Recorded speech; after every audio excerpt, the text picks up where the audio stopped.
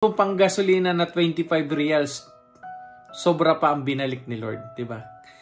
Minsan may mga talento tayo na binigay ni Lord para kumita tayo because sinabi sa Bible, no, God will give us the ability to produce wealth.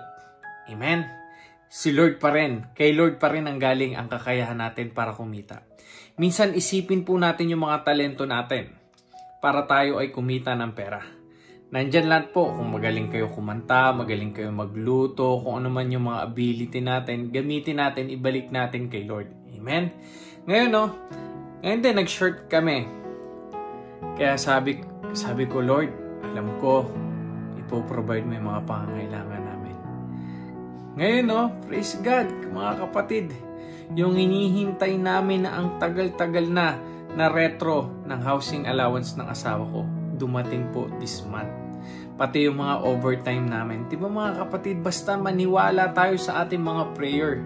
Nothing is impossible for those who believe. Diba sabi ni Lord sa Matthew, according to our faith, be it unto us, mga kapatid. Kung tayo po ay nananampalataya sa ating Panginoong Hesus na yun ay gagawin niya sa ating buhay at yun ay gagawin niya nga. Sabi niya sa Numbers, no, mga kapatid, ano man ang naririnig ko sa inyo, ito ang gagawin ko at ito ang bibigay ko. Mga kapatid, declaration natin, ibibigay ni Lord yan kasi naririnig niyan. Kung sinasabi mo sa sarili mo na lagi akong walang pera, lagi akong short, mangyayari at mangyayari sa buhay mo yun. Sa amin talagang, syempre buhay mag-asawa, pamilya, darating yan. Pero ang lagi kong dinideclare that God will provide all our needs according to His riches and glory. Kaya mga kapatid, no, nais ko po kayong encourage na lagi kong sinasabi to sa mga video ko, lagi tayong maniwala at magtiwala sa ating Panginoong Hesus. Pag na-short tayo, huwag tayo kaagad lalapit kay Bombay para humingi ng tulong about 5-6 para magkaroon tayo ng pera. Hindi. Lumapit tayo kay Lord at si Lord ang magbibigay ng source sa atin ng pera. Amen mga kapatid. May lumapit sa kanya na bulag sa ating Panginoong Hesus at sinabi ni Lord, anong gusto mong gawin ko sa'yo? Bulag na yun na tinanong pa ni Lord. Kasi gusto ni Lord is nanggagaling sa ating bibig yung mga gusto nating gawin ni Lord sa buhay natin. Kaya sinabi ng bulag sa ating Panginoong Hesus, Lord, bigyan mo ako ng paningin. Naniniwala ka ba na kaya kitang bigyan ng paningin or kaya kitang pagalingin?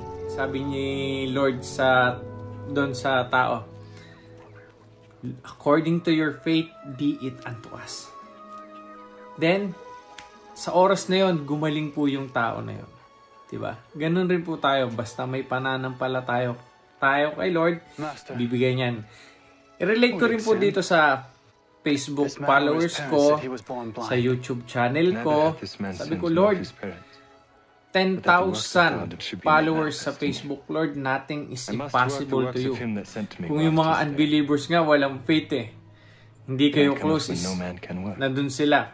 Na-receive nila ako pa kaya na anak mo at naglilingkod sa'yo. Siyempre, matatanggap ko to. Noong umaga, chinek ko siya is almost 123 lang. Praise God po ngayong gabi. Tumataginting na almost po 230 na po siya. Sa YouTube channel ko naman po mga kapatid, 68 subscriber ngayon mga kapatid.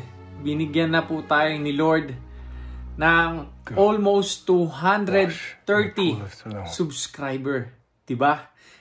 God will provide sa mga kailangan natin. Bibigyan niya tayo ng source. Binigyan po ako ng source sa tugid na Edgar de Gracia para dito mga sa mga group support para makakatulong sa ating YouTube channel. Kaya mga kapatid, truly, kahit ano pinagpipray mo kay Lord, ibibigay niya yan. Basta tama yung ipagpipray natin ha.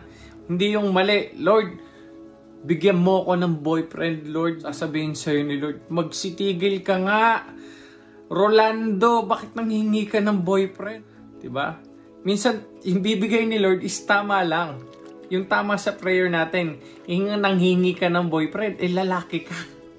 Diba? Mali yun. Hindi bibigay ni Lord yun. Basta lahat ng ibibigay ni Lord is yung ikakabuti natin. Amen. Nangingi ka ng, Lord, pengi akong sasakyan. Nangihingi ka ng sasakyan, wala ka pang driver license, diba? Step by step. Pinaghihirapan lahat yan. Kaya mga kapatid, no, ngayong pandemic, Lord, gusto ko ng trabaho, Lord. Siyempre, i-present mo yung sarili mo, gumawa ka ng resume, at mag-apply ka. Pag nag-apply ka, makaka-receive ka ng trabaho. Diba? Always remember that God will provide all our needs according to His riches and glory. Patuloy tayong maniwala at magtiwala sa ating mga Panginoon, sa ating Panginoong Jesus, mga kapatid. Kaya muli, salamat sa panonood ng ating channel. God bless and be blessed.